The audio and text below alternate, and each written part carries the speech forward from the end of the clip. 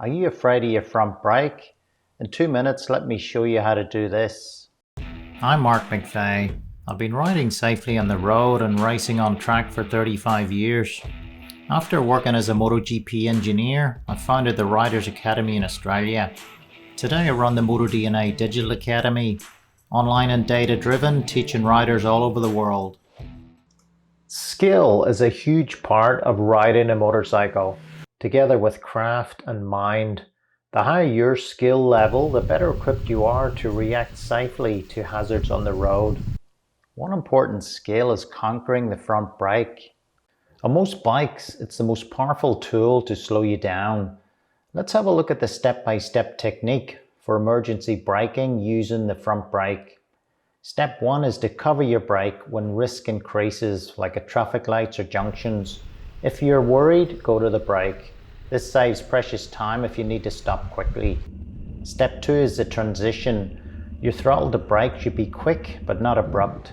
This pitches the bike forward, putting weight onto the front tire.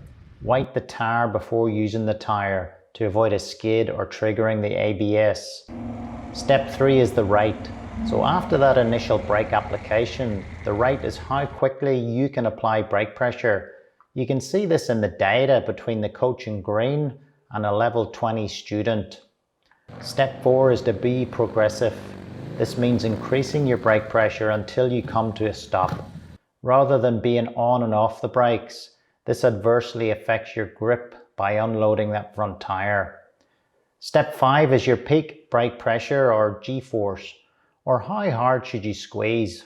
Most bikes are capable of deceleration at over 1 G. However, our data shows most riders cannot match their bike's ability. Remember, it takes 10,000 hours to master any skill, so go practice. Use Flow Plus stretch goals to level up and challenge yourself in 5% steps. Once you can repeat the drill intuitively and consistently, that's your new skill level. So by now you're asking, but how do I do the rolling endo? Well, I've just showed you how, so keep practicing in those 5% stretch goal steps. With each level up in skill, you'll unload the rear tire more and more until it starts to come off the ground. Once you are there, you will have a good understanding of your front brake. Next step is to start practicing using both front and rear brakes. The goal is to develop your skills step by step in a controlled environment, so you have those skills up your sleeve to react intuitively and quickly to hazards on the road. Sign up at motodna.com to objectively compare your skills to thousands of other riders' data.